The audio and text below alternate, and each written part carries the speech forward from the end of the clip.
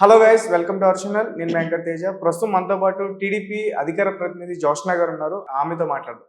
Madam నమస్తే. నమస్తే అండి. సో అంటే మొత్తం విజయవాడ, అమరావతి, మొత్తం ఆంధ్రప్రదేశ్ మొత్తం కూడా వరదలతో మొత్తం మునిగిపోయిందనే వార్తలు మనం చూస్తున్నాం. ఆల్రెడీ చంద్రబాబు నాయుడు గారు కూడా రేయి పగలు అక్కడే ఉండి మొత్తం కూడా చూస్తున్నారని కూడా మనం కొన్ని క్లిప్స్ అయితే బయటకు వచ్చాయి. కానీ కొన్ని హాట్ కామెంట్స్ వచ్చాయి. అంటే విజయవాడ, అమరావతి దీన్ని రాజధానిగా ప్రకటించారు. ఇప్పుడు అదంతా కూడా మునిగిపోయింది. దీన్ని వీళ్ళు రాజధానికి ఎలా ప్రకటించారు అని చెప్పేసి కొన్ని కామెంట్స్ వస్తున్నాయి. సో దానికి మీరు ఏ సమాధానం? ముందరగా అయితే ఆంధ్రప్రదేశ్ రాష్ట్ర ప్రజలందరూ కూడా జాగ్రత్తగా ఉండమని చెప్పైతే మనం ఫస్ట్ చెప్పాలి. ఎందుకనంటే ఇప్పుడు ఎప్పుడు చూడనటువంటి ఒక వర్షపాతాన్ని ఎప్పుడు కూడా మనం అంటే చాలా సంవత్సరాల తర్వాత, ఒక రకంగా కొన్ని డెకెడ్స్ తర్వాత ఇంత వర్షపాతాన్ని, ఇలాంటి ఒక పరిస్థితిని చూస్తున్నాం. ఇది ఒక న్యాచురల్ కెలామిటీ. సో ఇలాంటి పరిస్థితుల్లో ఒకళ్ళకొకళ్ళం తోడుగా ఉండి ఒకళ్ళకొకళ్ళం మనం సహాయ సహకారాలు అందించుకుంటూ ఉండాల్సినటువంటి అవసరం ఉంది. ప్రభుత్వం మీకు అండగా ఉంది. ఎవరికి ఎప్పుడు ఏ ఇబ్బంది ఎక్కడ మీరు ఎన్కౌంటర్ చేసినా దయచేసి సంబంధిత అధికారులకో ఎవరికో చెప్పేటువంటి ప్రయత్నం చేయండి. లోకల్గా ఉన్నటువంటి ప్రజాప్రతినిధుల దృష్టికి తీసుకురండి. ఇది మనం ముందర చెప్పాల్సిన విషయం. Coming to your comments. ఇలా అంటున్నారు మేడం అంటున్నారు. సరే, ఇప్పుడు మీకు కోడిగుడ్డు మీద ఈకలు పీకే రకాలు కొన్ని తెలుసా మీకు? ఆ బ్యాచ్ అంతా ఆ వైఎస్ఆర్సీపీ పేటిఎం బ్యాచ్ అంతా అదే బ్యాచ్. ఇంకేం ఉండదు వాళ్ళకి, పని పాట ఏం లేదు. అమ్మ పెట్టదు అడుక్కు తినానియదని వాళ్ళు అధికారంలో ఉన్నప్పుడు ఏ రోజున కూడా ప్రజలకు ఇబ్బంది జరిగినా, వరదలు వచ్చినా ప్రజల్ని చూసుకున్న దాఖలాలు లేవు మనకి. ఇంకే విధమైనటువంటి ఇబ్బందులు వచ్చినా ఏ రోజున ప్రజల దగ్గరికి వెళ్ళి వాళ్ళు మాట్లాడలేదు. అరే కనీసం మీరు గమనించండి, వరదలు వస్తున్నాయి అని అంటే మొత్తం అంతా అయిపోయిన తర్వాత అన్నమయ్య డ్యామ్ కొట్టుకుపోయినటువంటి పరిస్థితి మనం చూసాం కదా. అప్పుడు ఏం జరిగింది? ఎప్పుడు వెళ్ళాడు జగన్మోహన్ రెడ్డి? ఏం చేశాడు జగన్మోహన్ రెడ్డి ఆ రోజున వెళ్ళి? అప్పుడు కూడా పరదాలు, అప్పుడు కూడా బ్యారికేడ్లు. ప్రజల దగ్గరికి ఏమైనా వెళ్ళాడా? పంట నష్టమైందిరా నాయన అని అంటే రెడ్ కార్పెట్ వేయించాడు. అక్కడ దూరంగా ఒక టెంట్ వేయించి ఆ పంట కాలువల్లో కూడా మన పంట పొలాల్లో కూడా వెళ్లకుండా దూరంగా ఎక్కడో ఒక టెంట్ వేయించి అక్కడేదో నిలబడి ఒక సినిమా షూటింగ్ చేసి వచ్చాడు. So I'm not here to comment. నాకు అవసరం కూడా లేదు అట్లా. ఇప్పుడు మీరు అన్నటువంటి విషయం, అమరావతి విజయవాడ మునిగిపోయి అలాంటి ప్రాంతంలో ఎందుకు రాజధాని అని వాళ్ళు చాలా లోతుగా మునిగిపోయింది అని కూడా అంటున్నారు. నేను ఒక విషయం చెప్తానండి. ఇవాళ ఆంధ్రప్రదేశ్లో ఉన్నటువంటి వివిధ ప్రాంతాల్లో, విజయవాడ ఒకటే కాదు, వివిధ ప్రాంతాల్లో ఏదైతే మనం ఒక వరదని చూస్తున్నామో దానికి ముఖ్య కారణాలు రెండు. ఒకటి, ఎన్నడూ కూడా కనీ విని ఎరగనటువంటి వర్షపాతం, సైక్లోన్ ఎఫెక్ట్. ఇంకోటి, ఎక్కడా కూడా చెరువుల్లో కావచ్చు, నాలాల్లో కావచ్చు, ఆ డ్రైనేజ్ సిస్టమ్స్లో కావచ్చు, ఎక్కడ కూడా పూడికలు తీసినటువంటి ఘటనలు మనం చూడలే గత 5 సంవత్సరాలు. అంటే గత ప్రభుత్వ వైఫల్యం ఇది, అందులో డౌటే లేదు. At the same time natural calamity. So మేము వాటిని డీల్ చేస్తున్నాం ఇవాళ రోజున. మీరు అడిగేటువంటి ప్రశ్నకి, మరి బాంబేలో కూడా వరదలు వచ్చాయి, బాంబేని కూడా ఎందుకు పెడదాం? మరి తీసేద్దాం బాంబేని కూడా. వైఎస్ఆర్సీపీ పేటీఎం బ్యాచ్ చెప్పండి, మరి బాంబేని కూడా తీసేద్దాం. హైదరాబాద్లో కూడా వరదలు వచ్చాయి, తీసేద్దాం హైదరాబాద్ని. తలాతోకాలేని పనికి మళ్ళీ సన్నాసులు తయారవుతారు పొద్దున్న లేచింది మొదలు. నాకు అర్థం కాదు. ప్రజల ఇబ్బందుల్లో ఉంటే కూడా వీళ్ళ ఫేక్ ప్రచారంలో వీళ్ళ దౌర్భాగ్యం మాట్లాడేటట్టు నాకు అర్థం కాదు.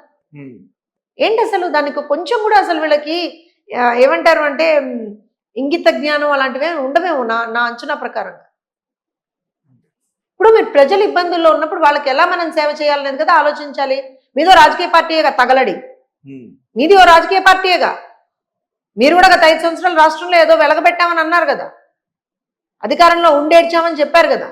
ఎప్పుడో మేము కట్టిన రీటైనింగ్ వాళ్ళు కూడా మేము కట్టామని గుడ్డలు బాదుకుంటున్నారు కదా వాళ్ళ రోజున. ఒక్కటే సింపుల్ క్వశ్చన్ అమ్మా, నిన్న పొద్దున్న నుంచి ప్రజలు ఇబ్బందులు పడుతున్నారు కదా. తెలుగుదేశం పార్టీ నాయకులు, కార్యకర్తలు ఎక్కడున్నారు? సాక్షాత్తు ముఖ్యమంత్రితో సహా గ్రౌండ్లో ఉన్నారా? మంత్రులందరూ గ్రౌండ్లో ఉన్నారా? మాజీ మంత్రులతో సహా గ్రౌండ్లో ఉన్నారా? చెప్పనా పేర్లు మీకు? అనిత గారు, నిమ్మల రామానాయుడు గారు, కొల్లు రవీంద్ర గారు, కొండపల్లి శ్రీనివాస్ గారు, దేవినేని ఉమా గారు, బోండా ఉమా గారు, ఇంకెన్ని చెప్పండి నేను మీకు పేర్లు? ఎక్కడున్నారు వీళ్ళందరూ? గ్రౌండ్లో నిలబడి పనిచేస్తున్నారు. లోకేష్ గారు, చంద్రబాబు నాయుడు గారు, ఇంకెన్ని పేర్లు చెప్పమంటారు చెప్పండి. గ్రౌండ్లో నిలబడి పనిచేస్తున్నారు.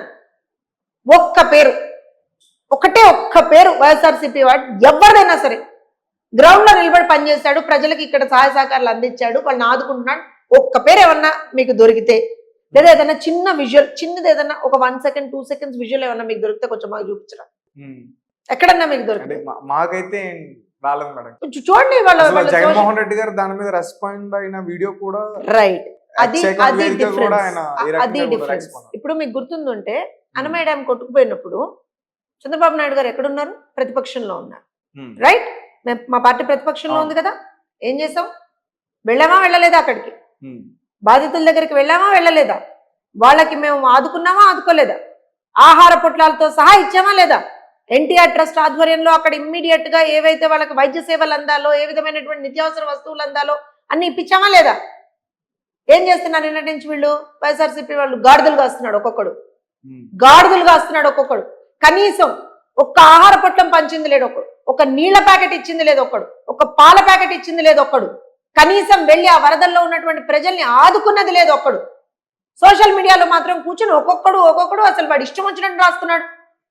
పనికి మళ్ళా వెధవలు. అంటే రాసిన వాటిలో మీ కళ్ళలో పడిన మ్యాటర్ ఏంటి మేడం? అసలు వాళ్ళు ఏం మాట్లాడుతున్నారు? నేను ఒక విషయం చెప్పనా? ఆ, ఒకటి, అమరావతి మునిగిపోయింది. ఉమ్, 2, చంద్రబాబు నాయుడు గారి ఇల్లు మునిగిపోయింది. ఉమ్, 3, ఏంటది, రిటైనింగ్ వాల్ మేం కట్టాము. ఉమ్, ఈ 3 విషయానికే వద్దాం. అవును. అమరావతి మునిగిపోయిందా? వెళ్ళండి, మీ కెమెరా తీసుకుని వెళ్ళండి, ఉమ్. వెళ్ళండి అంటే మీ కొన్ని కెమెరా visuals తీసుకుని. వస్తున్నాయి మేడం, నిజంగానే అమరావతి మునిగిపోయిందని. అంటే ఇప్పుడు వరదలు వచ్చాయని కాదు కానీ ఈ అమరావతికి కేంద్రం బడ్జెట్ కేటాయించినప్పుడు కూడా కొన్ని నేను ఒక హాట్ విషయం- టాపిక్స్ వచ్చాయి బయటికి. నేను ఒక విషయం చెప్తాను. నిన్న సివియర్ అంటే high body call it as, చాలా ఎక్కువగా వర్షపాతం నిన్న జరిగినప్పుడు కొంత ఆ వాటర్ ఫ్లో ఏదైతే ఉంటుందో ఆ టైంలో they might have taken visuals. Even I doubt that. ఎందుకంటే వాళ్ళని, ఇఫ్ ఐఎమ్ నాట్ రాంగ్, హైకోర్టుకి వెళ్ళేటువంటి రోడ్డు, సీడ్ యాక్సెస్ రోడ్డు, ఇవన్నీ చెప్పి కొన్ని వీడియోలు పెట్టారు. పచ్చి అబద్ధాలు ఆ వీడియోలు, ప్యూర్ ఫేక్ ప్రొపగాండా వీడియో. దాన్ని మేము ఇమీడియట్ గా కౌంటర్ చేసి చూపించాం. సరే, ఇప్పుడు నేను ఇంకో విషయం ఏమంటానంటే, అరే నాయన, వైఎస్ఆర్సీపీలో ఉన్నటువంటి ఏమంటారంటే వాళ్ళని ఏమనాలో కూడా నాకు అర్థం కావట్లేదు. కానీ సరే, మీకు ఏదన్నా ఒక పేరు వాళ్ళ కోసం ఏమన్నా మీరు ఆలోచిస్తే కొంచెం నాకు కూడా షేర్ చేయండి. రాజకీయ నాయకులే కదా. వాళ్ళ రాజకీయ నాయకులు కూడా అనను నేను. రాజకీయం అనేటువంటిది, నేను విషయం చెప్పమంటారా? రాజకీయం అనేటువంటిది చాలా మంచి ప్రొఫెషన్ అండి, చాలా మంచి ప్రొఫెషన్. ఇప్పుడు చంద్రబాబు నాయుడు గారిని తీసుకున్నాను, రాజకీయాల్లో ఉండే కదా ప్రజలకు సేవ చేస్తున్నారు. నారా లోకేష్ గారిని తీసుకున్నాను, రాజకీయాల్లో ఉండే కదా ప్రజలకు సేవ చేస్తున్నారు. పవన్ కళ్యాణ్ గారిని తీసుకున్నాను, రాజకీయాల్లో ఉండే కదా ప్రజలకు సేవ చేస్తున్నారు. అవునా? ఇప్పుడు ప్రజలకి ఉపయోగపడేటువంటి విషయాల్ని మాలాంటి వాళ్ళు మాట్లాడలేదా? మేము రాజకీయాల్లో లేమా? వాళ్ళు రాజకీయ నాయకులు ఏంటి? మీరు కూడా భలే చెప్తారు. వాళ్ళు రాజకీయ నాయకులు కాదు. సో అందుకని నేను వాళ్ళకి ఒక డిఫరెంట్ పేరు ఏదన్నా మీరు ఆలోచన చేయాలి. దయచేసి వైఎస్ఆర్సీపీ వాళ్ళని డిస్క్రైబ్ చేయడానికి ఒక పేరు మీరు కూడా ఎన్నిక చేసుకోవాలి ఈ మధ్యకాలంలో ఏమన్నా మీకు వీలైతే. అయితే ఈ బ్యాచ్ ఎవరైతే ఉన్నారో ఇవన్నీ చేస్తున్నారు కదా, వాళ్ళనే అంటున్నా, చంద్రబాబు నాయుడు గారి ఇంట్లోకి నీళ్ళు వచ్చాయా, ఇంకోళ్ళ ఇంట్లోకి నీళ్ళు వచ్చాయా, నీకెందుకురా నాయన? విజయవాడలో జనాల ఇళ్లలోకి నీళ్ళు వస్తున్నాయి. వెళ్ళి కనీసం ఆదుకోండి, అక్కడ ఆ పార్టీకి ఎవడో ఒకడు ఉంటాడుగా, ఇన్ఛార్జో ఇంకోటో ఎవడో ఉంటాడుగా. లేకపోతే ఏమంటారంటే గెలిచినటువంటి కార్పొరేటర్లో మమ్మల్ని మించిన వాళ్ళు లేరు, మేము శూరులో వీరులో ధీరులో, మాకు 39% ఓట్ పర్సెంటేజ్ వచ్చింది, అది ఇదని చెప్పుకున్నాడు ఒక్కొక్కడు.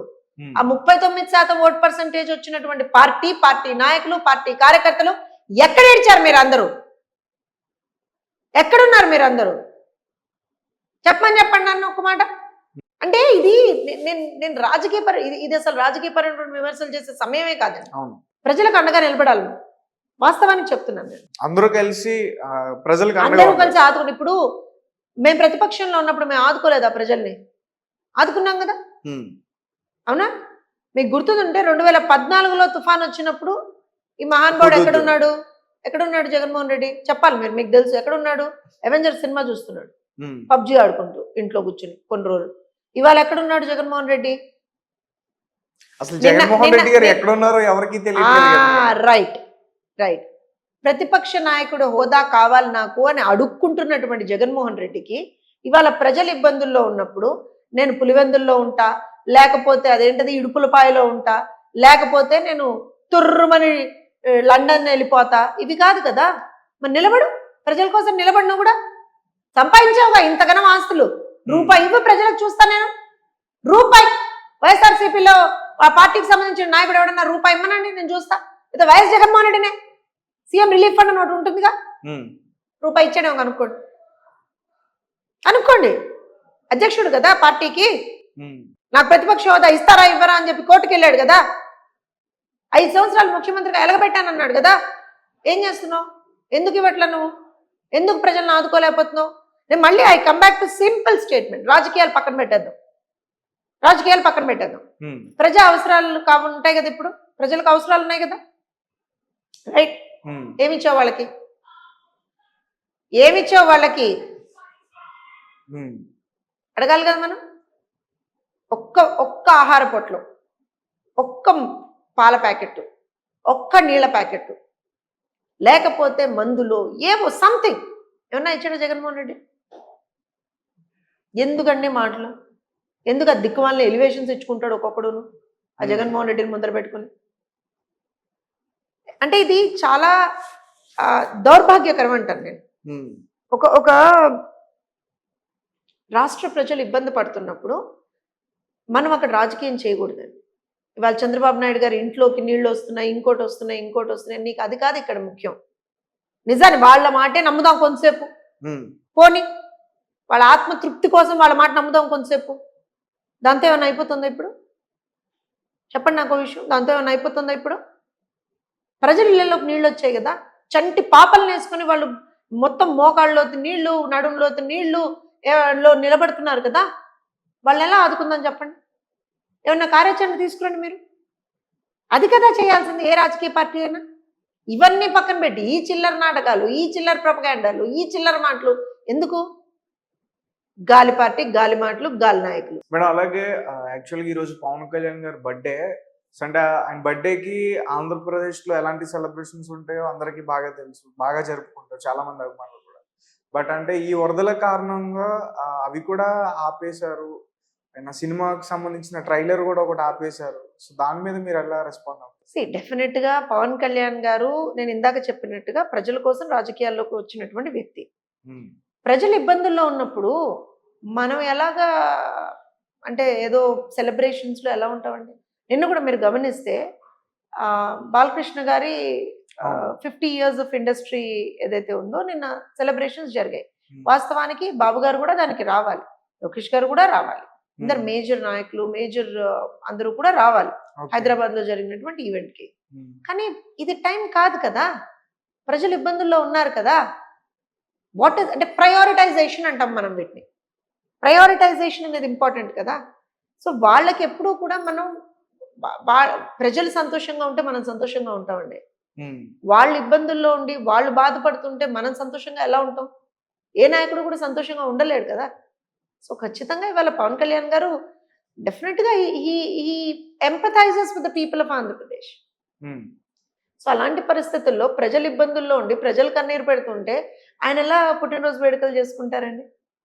ఆయన ఏమన్నా జగన్మోహన్ రెడ్డా? భలే చెప్తారు మీరు కూడా. జగన్మోహన్ రెడ్డి అయితే ప్రజలు ఇబ్బందుల్లో ఉండి ప్రజలు ఏడుస్తూ ఉంటే నిన్న పిలువందుల్లో చూసారా ఎలా చేశాడు? ప్రజలు ఇప్పుడు ఇక్కడ ప్రజలు ఇబ్బందులను ఎదుర్కొంటున్నారు.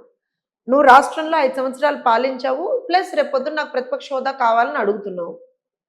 నీ ప్రథమ కర్తవ్యం ఏంటి? ప్రజలతోటి ఇంటరాక్ట్ అయ్యి అసలు ఎక్కడ ఏం జరుగుతోంది అనేది తెలుసుకొని ఏమన్నా ఇన్పుట్స్ అండ్ ఫీడ్బ్యాక్ ఉంటే ప్రభుత్వానికి ఇవ్వాలి కదా, అంతే కదా.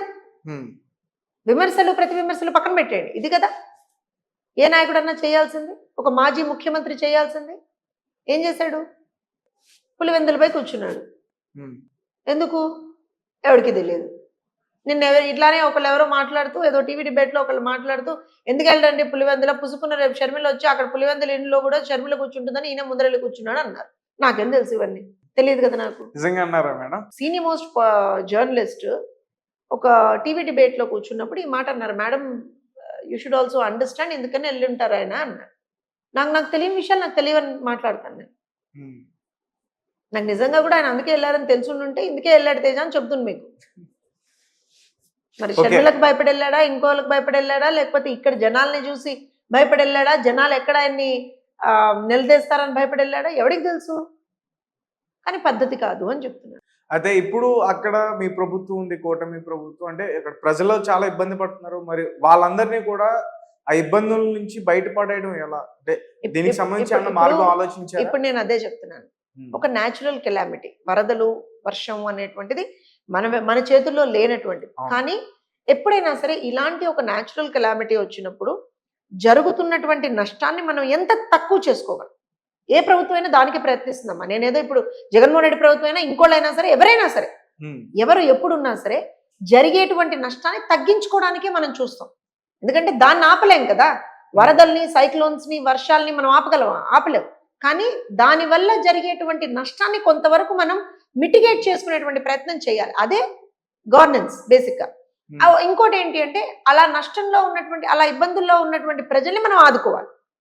వాళ్ళ ఇబ్బందుల్ని కూడా తగ్గించేటువంటి ప్రయత్నం చేయాలి మనం. అదే ప్రభుత్వం మీద బాధ్యత. నిన్న గనక చూస్తే ఎప్పుడైతే ఈ ఈ ఈ వరదలు ఇవన్నీ స్టార్ట్ అయిపోయాయో అంతకు ముందరే యంత్రాంగాన్ని అలర్ట్ చేశారు. మాక్సిమం ఎంత వీలైతే అంత ప్రజల్ని మూవ్ చేయడానికి ఇదంతా చేసుకున్నాం. కానీ కొన్ని అన్ఫోర్సీన్ సిచ్యువేషన్స్ అంటాం మనం వాటిని, అన్ఫార్చునేట్ సిచ్యువేషన్స్ ఆల్సో. ఆల్మోస్ట్ నిన్న 9 మంది చనిపోయినటువంటి సంఘటనలు చూసాం మనం. గోడ కూలి కొంతమంది, కొండ చర్యలు విడియపడి కొంతమంది, కార్లో ఇదైపోయి కొట్టుకుపోయి కొంతమంది, అలా మనం చూసాం. 9 మందిని చనిపోయినటువంటి పరిస్థితులు చూసాం మనం. కానీ ప్రభుత్వం మ్యాక్సిమంగా ప్రాణ నష్టం తగ్గించేటువంటి దిశగా పనిచేసింది. నిన్న మార్నింగ్ నుంచి అది చేసాం and maximum we were successful in it. రెండో విషయం ఏంటంటే ఇలాంటి పరిస్థితుల్లో ప్రజలకి ముందుగా అందాల్సింది ఏంటి? మంచినీళ్ళు, వాళ్ళకి ఏ విధమైనటువంటి ఆరోగ్యపరమైనటువంటి ఇబ్బందులు, ఎందుకంటే కమ్యూనికేటివ్ డిసీజెస్ ఎక్కువ అవుతాయి ఈ టైంలో. పవర్ కట్ అదేమీ రాకుండా మందులు, మంచినీరు, ఆహారం. ఇప్పుడు వచ్చినటువంటి వరద మళ్ళీ రిసైడ్ అయ్యేంత వరకు డెఫినెట్ గా ఆగాలి మనం అందరం. There is no way that we can stop it.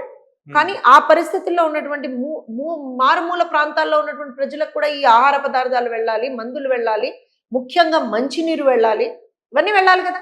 చంటి పిల్లలు ఉంటే పాలు వెళ్ళాలి కదా. ఇవన్నీ నిన్నటి నుంచి ప్రభుత్వం చూసుకుంటుంది. మీరు గమనిస్తే ఒక ముఖ్యమంత్రి నిన్న మొన్నటి నుంచి సమీక్షలు చేస్తా ఉన్నారు. నిన్న పొద్దున్నుంచి సమీక్షలు చేస్తా ఉన్నారు. తర్వాత డిజాస్టర్ మేనేజ్మెంట్ ఆఫీస్కి వచ్చి అక్కడ మొత్తం అసలు how are they doing it, ఇంకెంత మనకి ఎంత లెవెల్ ఆఫ్ నష్టం జరగబోయేటువంటి అవకాశాలు ఉన్నాయి. Because it's a foresee that we see. అదంతా చూసుకున్నారు. తర్వాత గ్రౌండ్లోకి వచ్చారు. వచ్చి ఎక్కడైతే వరదల్లో ఉన్నటువంటి ప్రజల్ని ప్రతి ఒక్కళ్ళ దగ్గరికి వెళ్ళి, అమ్మా నేనున్నా, నీకు భరోసా నేనున్నా. ఆయన వచ్చినప్పుడు చాలా, నేను ఓపెన్గా చెప్తున్నాను, there is nothing to hide. చాలా ప్రాంతాల్లో అసలు ప్రజలకి ఆహార పదార్థాలు అందలేదు, మంచినీరు అందలేదు, అవన్నీ జరిగాయి అప్పటి వరకు. ఇమ్మీడియట్గా అధికారులు అక్కడ అలర్ట్ చేశారు. లేదు, వాళ్ళకి ఇమ్మీడియట్గా ఎవరెవరికి ఏమేమి కావాలి అనేటువంటిది ఇచ్చేటువంటి పరిస్థితి చూసాం. ప్లస్ ఎవ్రీ నూక్ అండ్ కార్నర్కి ఒక అధికారిని అక్కడ ఇన్ఛార్జ్గా పెట్టారు. ఇందాక మీ దగ్గర కూడా లిస్ట్ వచ్చింది దానికి. ఇప్పుడు వాళ్ళందరూ కూడా అక్కడ ఇన్ఛార్జ్ ఆన్ గ్రౌండ్. ఈ శాఖ ఆ శాఖ లేదు, ఎక్సైజ్ శాఖ, అన్ని శాఖల నుంచి కూడా మీకు కావాలంటే ఆ విజువల్స్ కూడా చూపిస్తాను నేను. అన్ని శాఖల నుంచి ఎవ్రీ ఇండివిజువల్ ఆన్ గ్రౌండ్. ప్రభుత్వ ఉద్యోగులు అందరూ కూడా ఎంత వీలైతే అంత మాక్సిమం గా ప్రజలకు మనం ఎక్కడెక్కడ ఏ రకంగా సేవ చేసుకుంటూ వెళ్ళిపోవాలి. అలానే పార్టీ శ్రేణులు అందరికి కూడా ఇన్స్ట్రక్షన్ ఉంది. నిన్న పొద్దునే టెలికాన్ఫరెన్స్ తీసుకొని సార్ ఇన్స్ట్రక్షన్ ఇచ్చారు. ఎట్టి పరిస్థితుల్లో అందరూ కూడా గ్రౌండ్ లో ఉండాలి, ప్రజలకి ఏమేమి ఉన్నాయో వాళ్ళ అవసరాలు మనం చూసుకుంటూ ఉండాలి. ఇమ్మీడియట్ గా ప్రతి జిల్లాకి కూడా ఒక 3 కోట్ల రూపాయల ఇమ్మీడియట్ బడ్జెట్ అలొకేషన్ జరిగింది. ఇమ్మీడియట్ రిలీజ్ అయింది బడ్జెట్. అది ఏదైనా ఇప్పుడు ఈ వీటి కోసము, ప్లస్ ఎక్కడన్నా ఇప్పుడు నిన్న ఒక చోట గండి పడింది చెరువుకి, ఆ కార్యక్రమాలని, ఆ రిపేర్స్, రెనోవేషన్స్ అవన్నీ టకటక చేసుకుంటూ వెళ్ళడానికి. అండ్ ఆల్సో ఇప్పుడు చాలా చోట్ల మనకి బోట్స్ అవసరం ఉన్నాయి. రాత్రే ఇమ్మీడియట్ గా అమిత్ షా గారితో, కేంద్ర హోంశాఖ మంత్రి అమిత్ షా గారితో, అలానే ప్రధానమంత్రి తోటి మాట్లాడారు. ఎన్డీఆర్ఎఫ్ బృందాలను తెప్పించుకున్నారు. ఇందాక ఆల్రెడీ ఆ బృందాలు వచ్చేసాయి, విమానాలు వచ్చేసాయి, హెలికాప్టర్స్ వచ్చేసాయి, రిలీఫ్ వర్క్ నడుస్తుంది. This is preparedness of the government. అంటే ఇదే టైంలో చంద్రబాబు నాయుడు గారు ఒక ప్రమాదం కూడా తప్పిందని విన్నాను మేడం. అంటే చూడలేదు నేను క్లియర్ గా. అంటే ఒకటండి, రాత్రి నాకు తెలిసి 3:30-4 గంటల వరకు కూడా ఆయన వివిధ ప్రాంతాల్లో తిరుగుతూ ఉన్నారు. నీళ్లలో ఆ బోట్లోనే తిరుగుతూ ఉన్నారు. వాస్తవానికి చెప్పాలి అని అంటే మాకు కూడా ఎవరికి తెలియదు. ఎందుకంటే ఆయన సింగ్ నగర్ లో తిరిగారు, మళ్ళీ ఇబ్రహీంపట్నం వెళ్ళారు, ఫెరీ దగ్గరికి వెళ్ళారు, ఇటు వెళ్ళారు, అటు వెళ్ళారు, కృష్ణలంక, ఇప్పుడు కొంతసేపు అయితే కృష్ణలంక ప్రాంతానికి కూడా వెళ్తున్నారు. సో ఎస్, డేంజరస్ సిచ్యువేషన్స్ లోనే తిరుగుతున్నారు సార్. కాకపోతే అలాంటివి ఏమన్నా ఉన్నా కూడా ఇప్పుడే బయటికి రానిరమ్మ. ఎందుకంటే ఇంకా ఒక పానిక్ వస్తుంది ప్రజల్లో, కూడా ఒక పానిక్ వస్తుంది, ఒక భయం ఉంటుంది. సో డెఫినెట్ గా మేమైతే ఒకటే కోరుకుంటున్నాం, ఆయన చాలా కష్టపడి పనిచేస్తున్నారు, ప్రజల కోసం పనిచేస్తున్నారు. వరుణుడు కూడా కొంచెం శాంతించి, దుర్గమ్మ కూడా కనికరించి, కృష్ణమ్మ కూడా కనికరించి ప్రజలకి మంచి జరగాలి, ఎంత తొందరగా వీలైతే అంత తొందరగా ఈ ఆపత్తు నుంచి అందరం కూడా బయటపడాలని మేము కోరుకుంటున్నాం. ఎంత యంత్రాంగం పనిచేసినా ఎవరేం చేసినా సరే నేను ఇందాక చెప్పినట్టుగా దేవుడి అనుగ్రహం కూడా కొంత అవసరం మనందరికీ కూడా. అది కూడా ఉంటుందని చెప్పి మేము భావిస్తున్నాం. ఇంకోటి ఏంటి అనంటే ఇబ్బందికరమైనటువంటి పరిస్థితి ఏంటి అనంటే ఆయన వయసు గురించి నేను ఎప్పుడు మాట్లాడను, చంద్రబాబు నాయుడు గారి వయసు గురించి. కానీ ఒక నిత్య శ్రామికుడు ఆయన.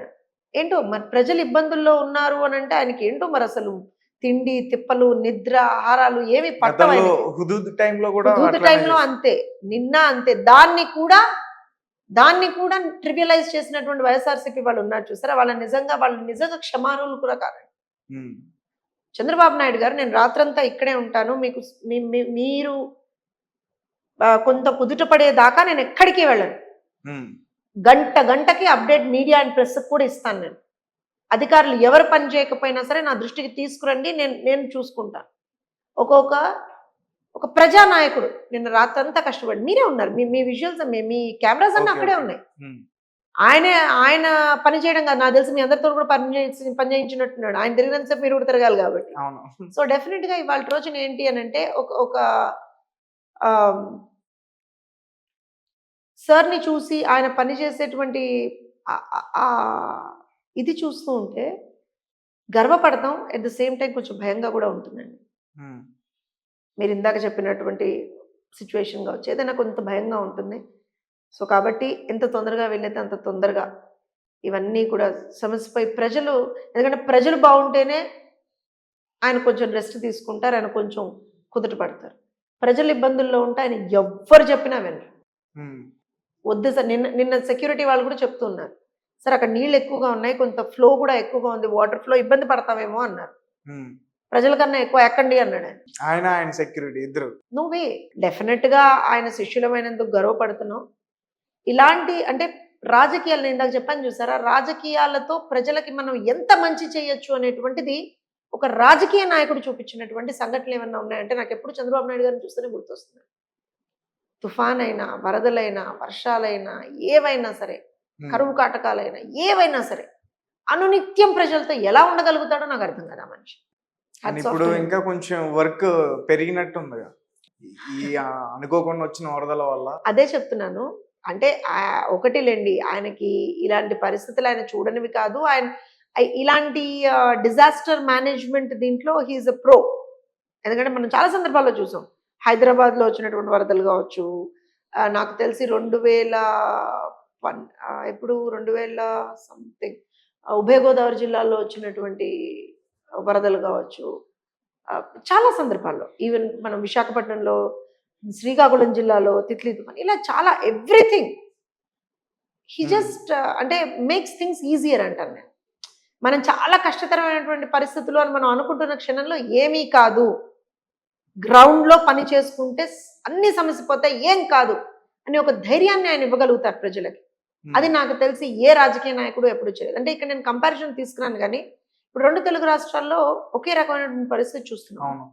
ఖమ్మం ఆల్మోస్ట్ గా అసలు కంప్లీట్ గా మున్నేరువాక కానీ ఏదైనా ఎంత ఇబ్బంది పడుతున్నారో చూస్తున్నాను. ప్రజలు చనిపోయినటువంటి ఘటనలు కూడా చూస్తున్నాం, కొట్టుకుపోతున్న విజువల్స్ కూడా చూస్తున్నాం మనం. వరంగల్ అలానే ఉంది, నిజామాబాద్ సైడ్ విపరీతమైన వర్షాలు ఉన్నాయి. అంటే ఓవరాల్ గా we are seeing a very critical situation in Telangana also. I don't want compare, but ఇలాంటి సిచ్యువేషన్ ఆంధ్రప్రదేశ్లో ఉంది. ఆ రాష్ట్ర ముఖ్యమంత్రి ప్రజల మధ్యన ఉంటూ ప్రజల కోసం కష్టపడుతూ ప్రజలని ఎక్కడికక్కడ కాపాడుకుంటూ ముందరికి వెళ్తున్నాడు on ground. You don't see a similar situation in Telangana. నాకు తెలిసి ఇలాంటి సిచ్యువేషన్ లో ఏ ముఖ్యమంత్రి ఎక్కడ కనపడలేదు, ఎప్పుడు వేరే రాష్ట్రాల్లో కూడా ఎప్పుడు కనపడలేదు. సో డెఫినెట్ గా అది చంద్రబాబు నాయుడు గారు. ప్రజలంటే ఆయనకి పిచ్చి, ప్రజలకు సేవ చేయడమే ఆయనకు, నాకు తెలిసి అదే ఆయన ఒక పరమార్థంగా భావిస్తాడేమో ఆయన. సో అలాంటి నాయకుడితోటి పనిచేస్తున్నందుకు, అలాంటి నాయకుడు అడుగుజాడల్లో పనిచేస్తున్నందుకు మేమందరం గర్వపడుతున్నాం. అట్ ద సేమ్ టైం ప్రజలకు ఏమీ అవ్వదు, మిమ్మల్ని చూసుకోవడానికి, మిమ్మల్ని కాపాడుకోవడానికి మీకు శ్రీరామ రక్షగా చంద్రబాబు నాయుడు గారు ఉన్నారు. Okay madam, thank you so much.